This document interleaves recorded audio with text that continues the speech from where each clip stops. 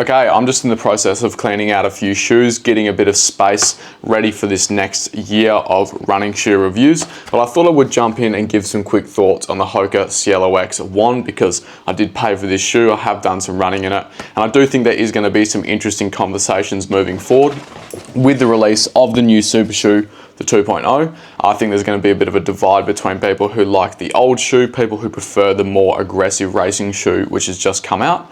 And on top of that, this is going to be the first time that some people even consider buying this shoe because it's finally on discount. $400 originally was just too much, so now you can pick it up for $290, $320. It might be the first time that some people even considered looking at this shoe at all. So here's a few thoughts, my experiences over about 50 Ks of running. Thought it'd be worth putting some thoughts out even if I'm a bit late to the party. So this is Hoka's top line racing shoe, full stack finally, sitting above the Rocket X2, which is more of a 5'10" half marathon racing shoe with 36 mil of foam in the heel. Here they really have pushed it to the limit. 39 in the heel with a 7 mil drop is what Hoka have got it listed as, and it has passed World Athletics regulations, so it must be around that where they're measuring those stack height points.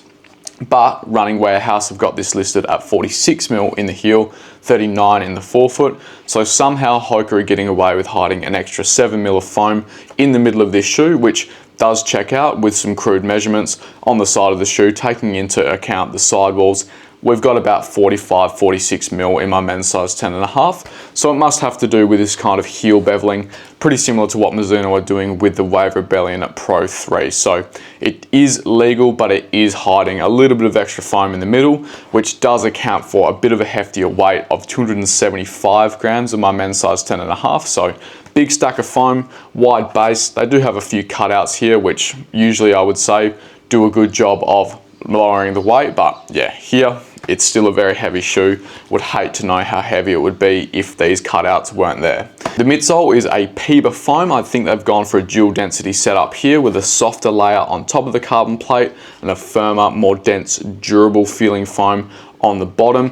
Kind of majority in the heel, I would say, whereas in the forefoot you're getting a bit more of the softer stuff. The carbon plate has a few cutouts, a few winglets as well to kind of give that direction and a little bit of medial stability as well. Starting off with the upper of this shoe, I don't really know what Hoka are playing at here.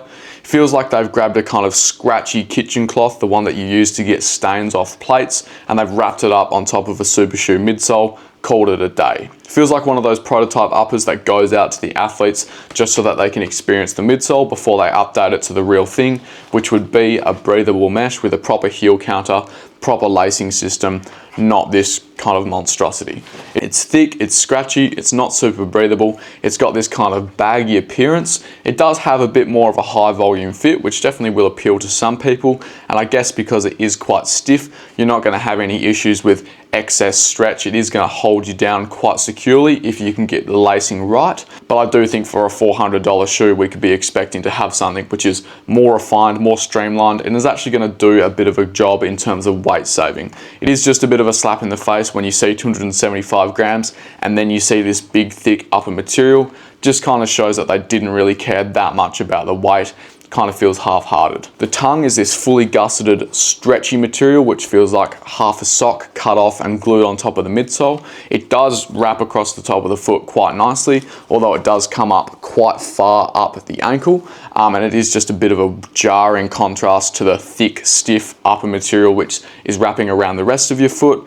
The overall combination between the laces, the tongue, and the upper material through the midfoot does give a secure lockdown. I did switch out the long reflective ribbon-like laces with some elasticated lock laces, something I'd recommend if you have the opportunity. Just made the fit a little bit easier to find and took a bit of bulk away from those big ribbon laces. The heel counter has a tiny bit of stiffness, and I do like the way that they have rounded it off with this soft knit material. Hasn't given me any issues in terms of blistering, which is very nice to see. True to size would be the way to go here. My men's size 10.5 fits me with about a thumbnail ahead of my toe, which which is the way that I like it. Pretty much standard across other brands as well. I would say that this is a higher volume fit though, with a midsole base which stays a bit more consistent throughout. You do just get a little bit more volume through the midfoot and a little bit more through the forefoot as well. Some people will find it baggy, but for those people chasing something closer to a 2E racing shoe,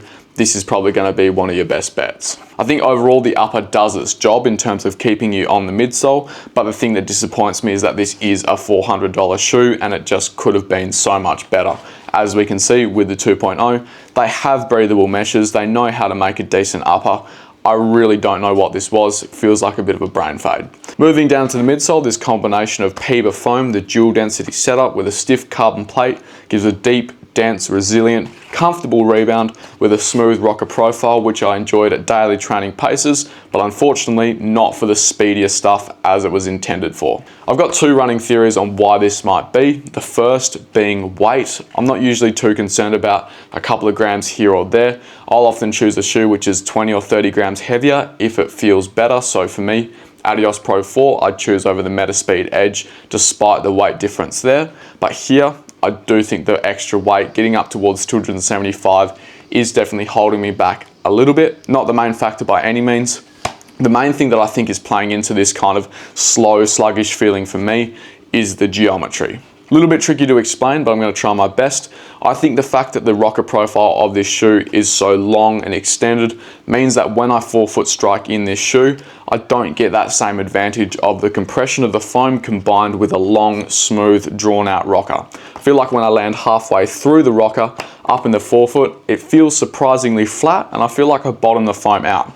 I just don't get as much midsole compression up front because of how sharp it is, and I end up feeling like it just doesn't give me the rebound that I want or that kind of forward tipping motion that I'm chasing. It feels like I'm doing a bit of extra work to kind of get it up off the forefoot compared to shoes like the Endorphin Elite, which have that really sharp, aggressive rocker. You can see with the Endorphin Elite, if I'm going to forefoot strike, I get that nice compression of the foam, but then I still have a really sharp rocker waiting for me to tip me up through. But here, when I'm already halfway through the rocker as it stands, there's nothing really waiting up front to kind of draw me through the rest of the shoe, and that kind of ended up making it feel sluggish for me. I do understand that that's a bit of a niche perspective. I've seen a lot of people run really fast in this shoe, loving it for marathon pace intervals, tempo runs, long run marathon workouts as well.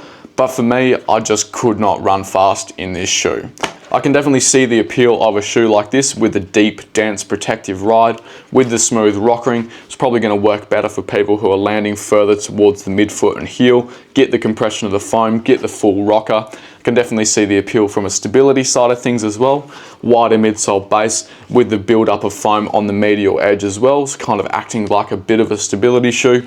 I can definitely see the appeal there, but for me personally, with the range of racing shoes that I have access to, I just really don't feel like I can use this for anything super fast. Because of that lack of pace, for me this shoe ended up being mostly a fun daily trainer, something that I use for runs where I was feeling a bit beaten up, just needed something to pamper the legs, keep me moving along comfortably, and for that, I really did enjoy it.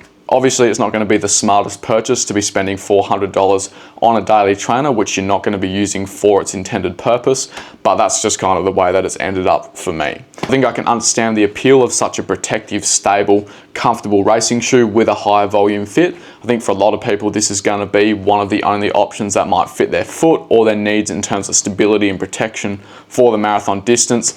I can definitely understand people enjoying it for the way that I've used it as a kind of fun training shoe. But I would say for me personally, it's just not that racing shoe that I'm really interested in. Moving down to the outsole, we have this full coverage rubber in the forefoot, extends further back into the heel. The one thing I would like to see improved about this outsole is to join up this rubber pod with the rest here so that you don't have this exposed corner of PEBA foam, which is wearing down a little bit faster than I would like to see. I have also heard horror stories of people twisting this rubber pod off within the first couple of runs. Definitely seems to be specific to some runners who do it to a lot of shoes, but that is definitely something to be cautious of. If you destroy the heels of shoes, this might not be the best pick in terms of this exposed area of foam right here. Overall, the grip has been fine. Hasn't been raining here, so I can't really speak too much to it, but it has done the job. I don't think the durability is bad by any means, but I do think it could be slightly better. Coming around to the price point, this shoe was originally on sale for $400, which I thought was downright ridiculous. Not necessarily for the idea of a $400 racing shoe. I think there is kind of room for some really high-end technologies in that space.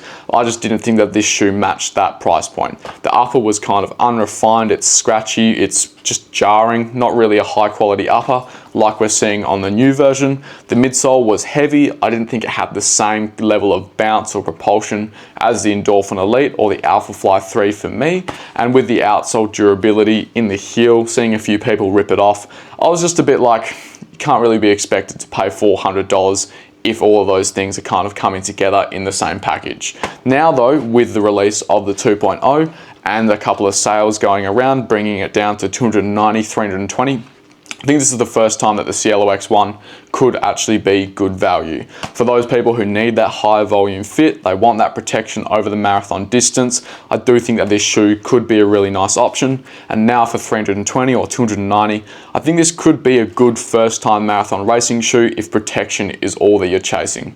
Even if you don't intend on racing in this shoe, if you're doing a lot of miles, it could be a good shoe to use like a Prime X for some of those longer daily training runs or some of those longer marathon workouts where you just want to stay protected. $400 no good. Now on discount, I do think that this shoe could be one to look at. A couple of comparisons to round this review out. We'll start with the Prime X, which is probably the most similar in terms of the deep, resilient response that you get from it, the protection underfoot. The Cielo X is definitely more stable than the outgoing Prime X, a bit more of a wide midsole base with this kind of medial chunk of foam as well. It's going to work for more people, whereas this shoe could definitely put you in a moon boot if you weren't paying attention. The upper on the Cielo X is more accommodating, although the Prime X is a little bit more stripped down and breathable. In terms of the ride underfoot, I probably prefer the Prime X for the response out of the forefoot because I do like a bit of a stronger midfoot strike. As I said, felt like I bottomed this out when I picked up the pace, so this probably feels a little bit more comfortable and easy to use for daily training paces because of the stability, but I think this shoe has a bit more pace just because I can kind of concentrate on that forefoot strike. This is no longer available for sale, so this is not a super important comparison, but if you've ever had the Prime X, I think the Cielo X might be up your street.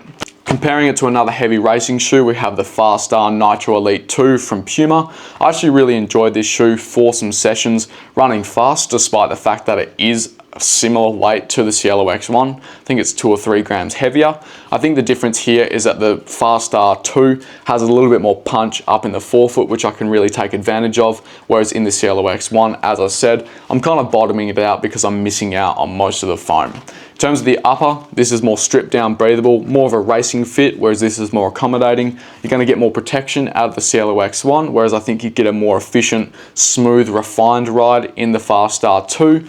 Puma grip wins out. Both are on discount because nobody wants a heavy racing shoe. This is about $250. This will be about $290, $300. I think the value stays about the same, just a bit of a difference in terms of the style of racing shoe. And then finally, my last comparison is going to be the Under Armour Flow Velocity Elite 2. I actually prefer this shoe over the Cielo X1. I think the upper is superior in terms of breathability and that kind of dialed racing fit. I think the midsole has a little bit more propulsion for me in terms of having a bit more meat up front. I think the geometry is more useful for me for running fast. I don't think it's quite as protective and definitely not as stable. Squeezes through the midfoot there, so some people will find this tips them outwards or inwards. I think the outsole durability is going to be a bit of an issue for this shoe as well. The rubberized EVA is not going to hold up as long as real rubber, but for $300 versus $400 and now about $180 versus $300, I do think this offers better value as that kind of long range marathon workout shoe, tempo runs, thresholds, something to just chuck at every session in your week, have a good time, but maybe not to the same level as those top end super shoes. I think Under Armour have more of an excuse to get away with a heavy running shoe than Hoka for pricing it at $400. So for me, this shoe is a better buy than the Cielo X1. But if you still want the stability, the support, the Cielo X1 is still probably going to be more up your street. So yeah, overall the Cielo X1 turned out to be a shoe which I can appreciate. I know why people like it. The deep, resilient rebound, stability, wider base, accommodating fit. There's definitely a spot for a racing shoe like this on the market. But I would say with the geometry, with the weight, with a few of the upper components as well. This is just not really a shoe which I enjoyed a whole lot. Although it was okay for daily training paces, at the end of the day, it didn't really work for its intended purpose. And so for me, not a shoe that I'm going to remember too fondly. I am pretty interested to see how the 2.0 compares to the original. Have they made the changes that I was kind of hoping for? Is this finally a faster shoe? Is it going to upset some old fans? I'm pretty sure it will, but either way, we'll do a few more Ks in this one. Keep an eye out for the review within the next couple of weeks.